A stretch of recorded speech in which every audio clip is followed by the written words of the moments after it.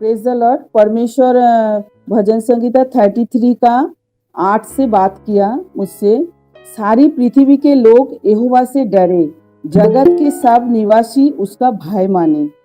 और इधर 18 और 19 भी है, क्योंकि हम जो भी करें, जैसे भी जहां भी रहे, हर एक कामों में हमें ये याद हमें रखना है कि परमेश्वर हमारे साथ है और वो हमारे हर एक बात को सुनता है, हमें जांचता है, परखता है। ये डर हमारा जिंदगी में रहना चाहिए। अगर हम ऐसा डर के परमेश्वर का भय मानकर, कोई मनुष्यों का भय नहीं, कोई रथों पर घोड़ों पर कोई भी भरोसा नहीं, सिर्फ परमेश्वर का भय मानकर हम जिंदगी में अगर आगे बढ़ेंगे, तो इधर 18 और 19 में लिखा है कि देखो यहोवा का दृष्टि उसके डरबियों पर और उन पर जो उसकी करुणा की आशा रखते हैं बने रहते हैं, कि वो उनके प्राण को मृत्यु से बचाए और अकाल के समय उनको जीवित रखे।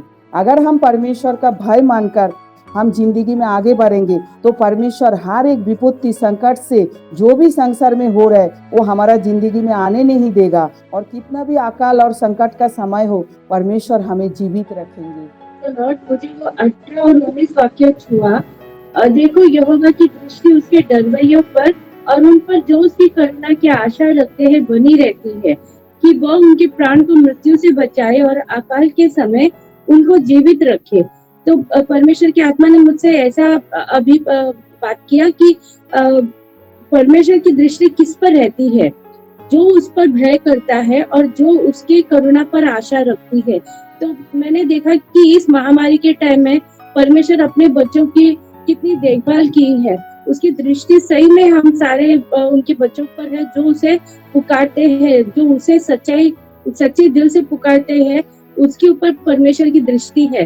तो ये महामारी के टाइम में परमेश्वर उसके हर एक बच्चों को मृत्यु से बचा के रखा, अकाल से बचा के रखा, और हम सबको उसकी दृष्टि मतलब उसकी दृष्टि के नीचे हमें सबको रखा है। ये वचन के जरिए आज परमेश्वर ने मुझसे बातें की। मुझसे ये 12वां वाक्य मुझे छुआ। 12वां वाक्य खाली नहीं, बहुत इसमें 2-3 वाक्य मेरा हृदय को छुआ।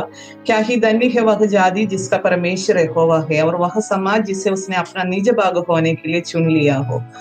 यहाँ पर जो हमें मिला हुआ उस उद्धार का बारे में प्रभु ने कहते हैं, हमारा कुछ योग्यता नहीं था, लेकिन अपना निज भाग होने के लिए प्रभु ने हमें चुना।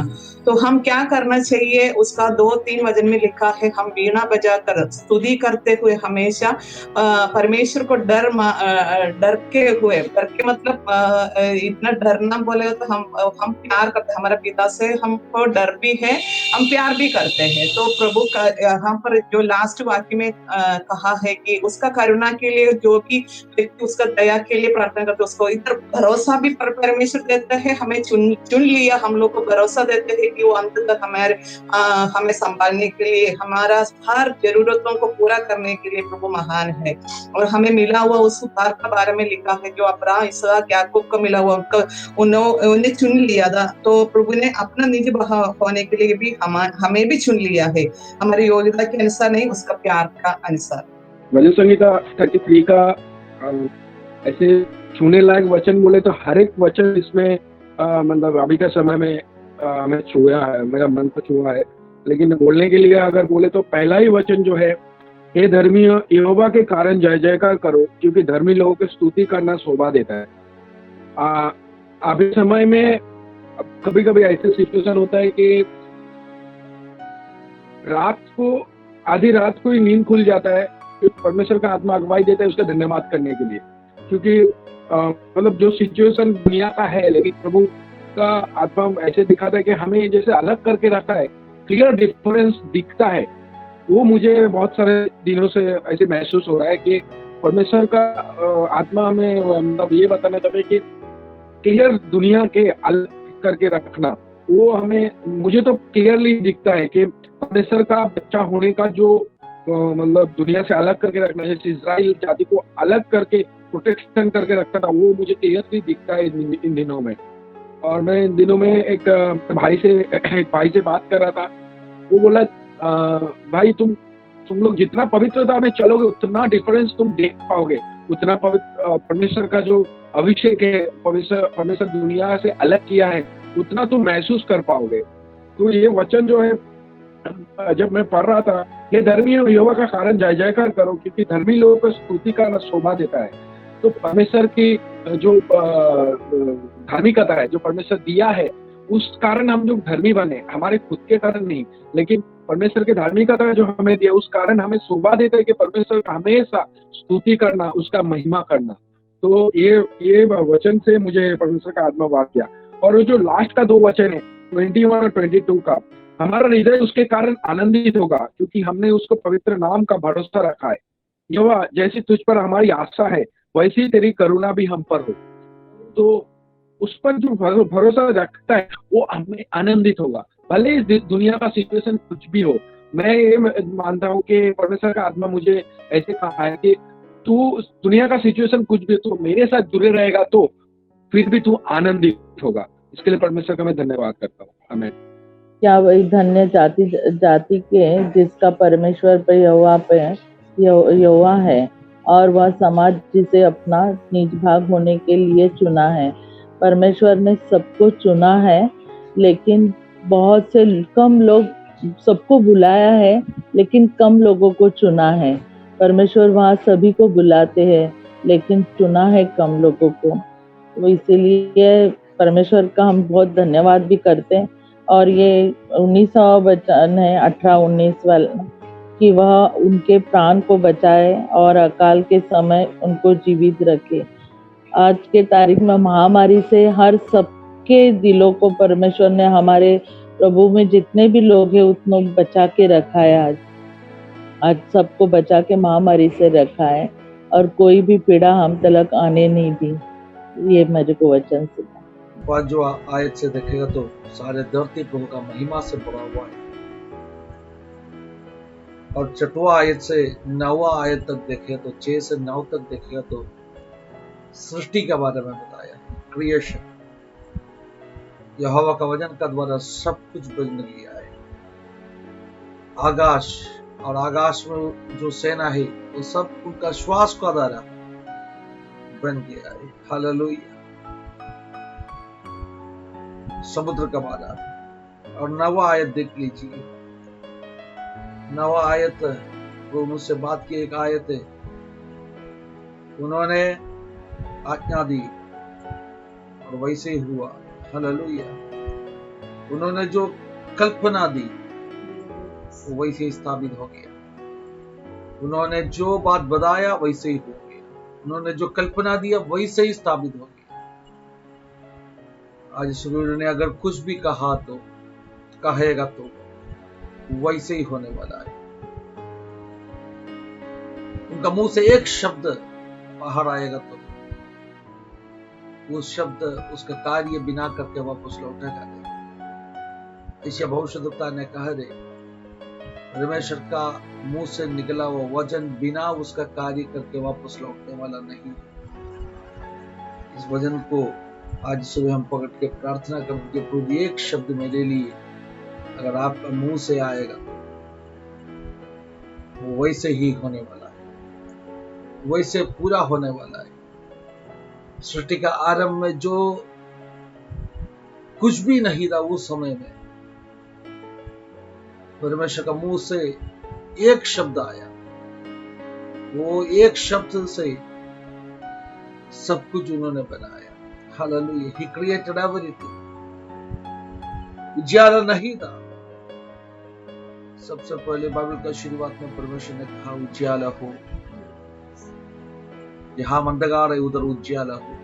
उजियाला नहीं था, क्रिएट किया परमेश्वर उजियाला को क्रिएट। उनका मुंह से निकला उस शब्द उजियाला हो, इतना बोलने का कारण से तुरंत उधर उजियाला बन गया। परमेश्वर अगर कुछ भी बोले तो वैसे ही होने वाला है। और बाइबल में सबसे पहले परमेश्वर ने बनाया चीजें उजियाला, लाइट। Light, hallelujah. उजियाला परमेश्वर का महिमा को दिखाते, उजियाला परमेश्वर को उद्धार को दिखाते। इसलिए यूहन्ना का सुसमाचार में लिखा, सारे दुनिया को रोशनी दिलाने वाला उजियाला प्रकाश धरती में आते रहा। इसलिए आयशिया 42-49 इस दोनों अध्याय में इसे लिखा है, यीशु मसीह के बारे में जो भविष्यवाणी सारे जातियों के लिए यीशु को उजियाला बनाएगा।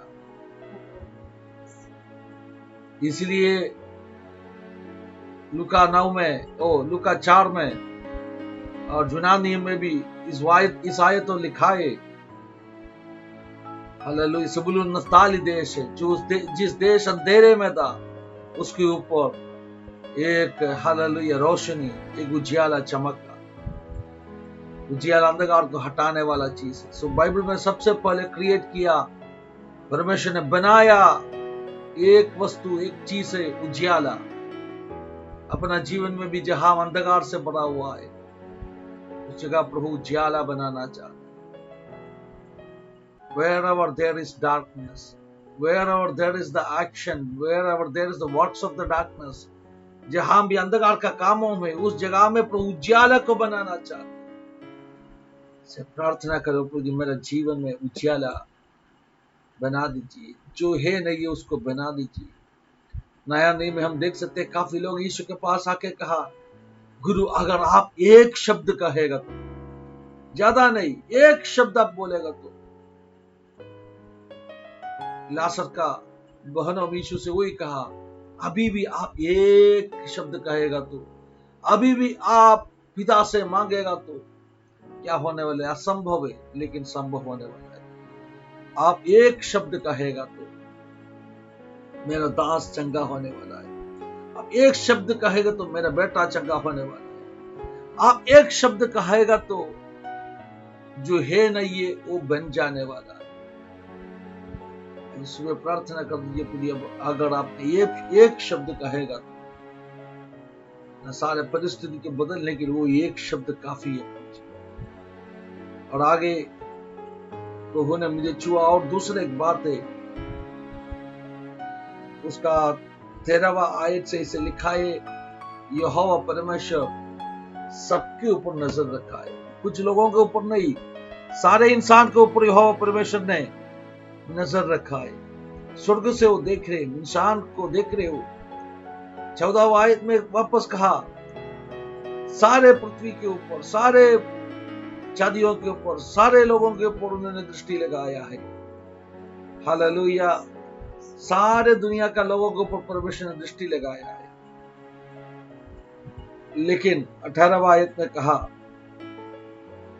उसका दृष्टि, यहोवा का दृष्टि भक्तों के ऊपर और उनके ऊपर जो भरोसा रखा, हालेलुया, उनका दया में जो आशा रखा, उनके ऊपर लगे रहते।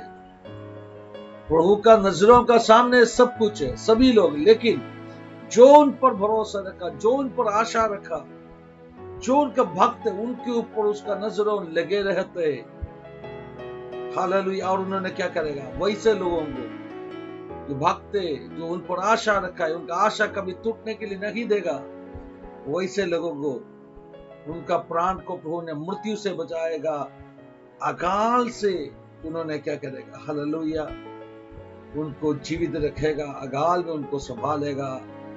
धन्यवाद, यीशु सुरक्षित करेगा। आज सुबह इस वचन का सामने नमन कर दीजिए, क्षण प्रार्थना करेगा, हमें भी अकाल से प्रभु बचा के रखने के लिए, प्राण को बचा के रखने के लिए, जीवन का हर मंडली को सुरक्षित रखने के लिए प्रभु विश्वास युगों का आंखों, परमेश्वर का आंखों धरती के ऊपर फुरते रहते। अगर कोई भी विश्वास योग्य है तो, कोई भी अगर उन पर आशा रखा है तो, हालेलुया, उनके लिए कार्य करने के लिए, उनको यह स्थापना करने के लिए वो कितना प्रभावशाली, और वैसे लोगों के लिए वो कैसे काम करेगा, ये दिखाने के लिए उनका आंखों में आज सुबह भी धरती को फुरते रखते। अगर हम हालेलुया उन पर आशा रखा हुआ लोग, उन पर भरोसा रखा हुआ लोग, इंसान पर भरोसा रखने वाला गिर जाएगा, घोड़ों पर भरोसा रखने वाला नष्ट हो जाएगा, लेकिन हालेलुया हम जो उन पर भरोसा रखा है, उनका आशा कभी भी टूटने वाला नहीं। हाथों में सबक पढ़ करके हम प्रार्थना